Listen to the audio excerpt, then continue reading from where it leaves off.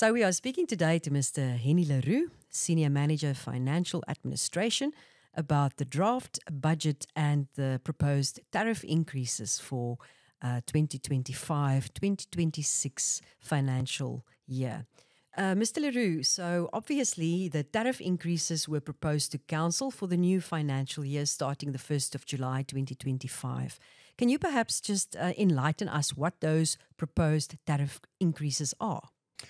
The proposed increases are property rates 13% increase in tariffs, sewage 9% increase in tariffs, refuse removal 7% increase in tariffs, and water services a bit different, 3% increase in consumption tariffs and a 10% increase in basic tariffs.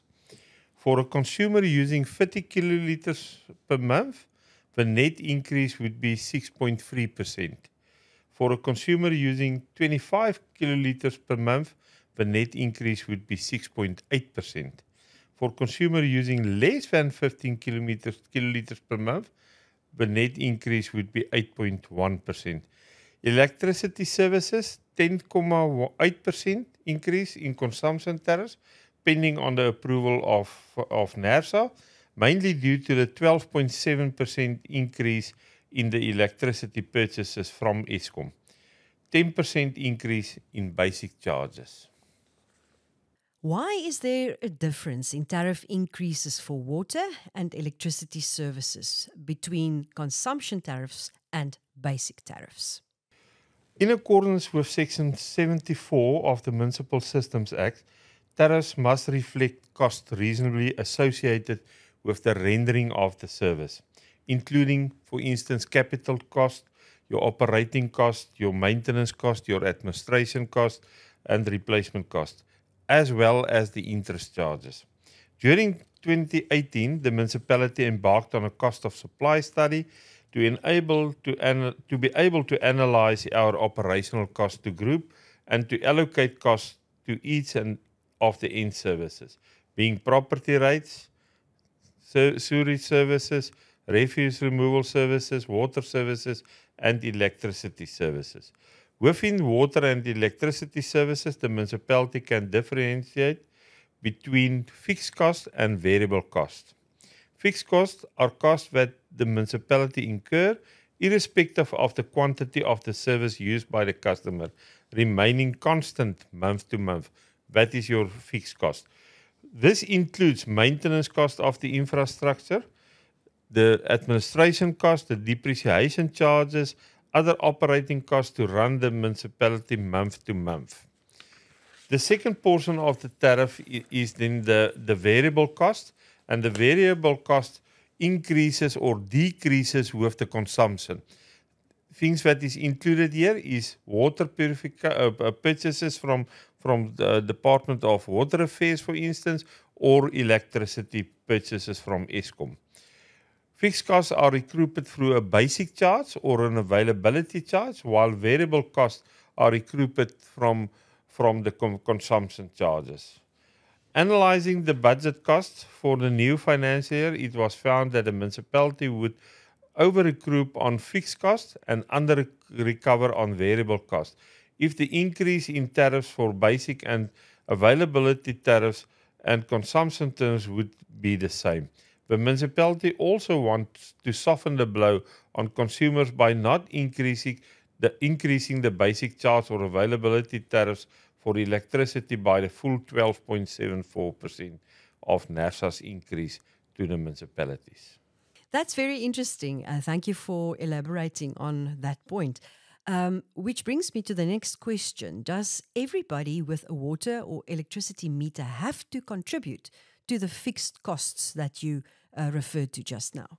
Yes, it is very important that every property with a water and electricity connection or that have access to the municipal infrastructure should contribute to the fixed cost to make it more affordable and to pay the cost directly related to the actual cost the municipality must incur to ensure the availability of the service. In the past, the municipality had special electricity tariffs for permanent residents where no basic charges were charged, but where the consumption charge were included in a portion of the fixed cost. From the 1st of July 2020, this special one-part tariff was no longer available. All water and electricity connections are charged at basic fee per month, except where the customer apply for indigent subsidies. Okay, so let's unpack this further. With the proposed tariff increases, what will the total increase in the average municipal account be from the 1st of July 2025? Okay, that will differ from type of household. So, for a house, for a consumer with a property value of 2.5 million, using 1,000 kilowatt hour per month, 30 kiloliter water per month, and with refuse and sewage charge, the municipal account will grow with 10.3% or 540 rand. From 5,266 rand to 5,806 rand per month. If you exclude the electricity increase dependent on the Eskom increase, the other services increase is 9.5% or 193 rand per month. For a customer with a property value, municipal value of 1.62 million rand, using 800 kilowatt hour per month, 25 kiloliters of water per month, and with refuse and sewage charge, the municipal account will grow by 10.1% or 438 rand, from 4,334 rand to 4,772 rand per month. If you exclude the electricity increase, which is dependent on Eskom increase, the other charges increase to 9.2% or 152 rand increase per month. The biggest portion of the increases relates from electricity increases, which is out of the hands of the municipality. We know that there are certain accommodations offered by the municipality. How can consumers qualify for these so-called indigent rebates? Okay, first of all, we must clarify that there is 4 types, namely indigent subsidies, that is based on a valuation type. The other one is indigent level 1, indigent level 2, and the indigent household where there is a person with disabilities. Owners with a residential property of less than 125,000 rand will automatically qualify. A household is classified as an indigent 1 household if they apply with their household income of all residents older than 18 years are less than 4,660 rand per month. A household are classified as indigent level 2 household if the household income of all residents older than 18 years are less than 9,320 rand per month. Mossel Bay Municipality also assists households where a disabled person is part of the household if their household income of all the residents older than 18 years are less than 9,320 rand per month. In the case of an indigent household, what benefits do these households actually receive? Okay, there is again various categories, various benefits from a valuation indigent, the indigent level 1, and households where a person with a disability lives will receive 6 kiloliters free of water, 50 kilowatt hours of free electricity per month, and not pay any basic charges for water and electricity. And a level 2 household will receive 6 kiloliters of free water and 25 kilowatt hours of free electricity per month, and only pay 50% of the basic charge for water services. Valuation indigent level 1, and households where the person with disabilities lives will not pay for property rights, refuse services, and sewage services. We must just remember the 125,000 rand valuation is still applicable there. An indigent household 2 will also pay only 50% for property rights, refuse services, and sewer services. So basically, they get their water and sewage for free if it is level 1, and they get the 6 kiloliter of water and the 50 kilowatt hours for free if it is level 1 indigent households. The municipality also accommodates pensioners. Can you perhaps tell us how consumers can qualify for pensioner rebates?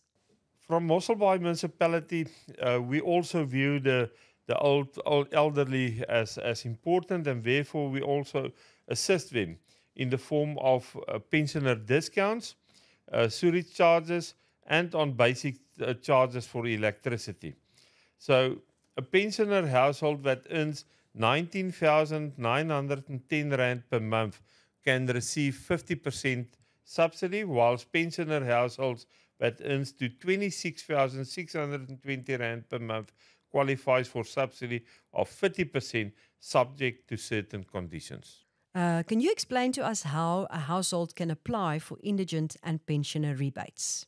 The municipality is calling on all residents within the income brackets to contact DEPAC at 044 620 4480 or visit any of the DEPAC offices to ensure that those who qualify based on the household income receive rebates on their municipal account as per the approved policy. What is the process and what proof will you need when you apply for these rebates? First of all, it's very important that the account holder must apply on the prescribed application form. The following items must accompany the application: the municipal account number of the household, proof of the account holder's identity, proof of income of the total household, proof of registration of the person with disability if it is an indigent with a disabled person, a medical certificate to whom the client's health condition must be obtained at regular intervals to qualify for this support, if it is an indigent with disabled person. A sworn affidavit that the person with the disability is permanent resident of the property, if it is an indigent with a disabled person, and a completed consent form from South African Revenue Services. Thank you, Mr. Leroux, for coming into the studio today and unpacking the proposed budget to us and also the tariff increases for the next financial year.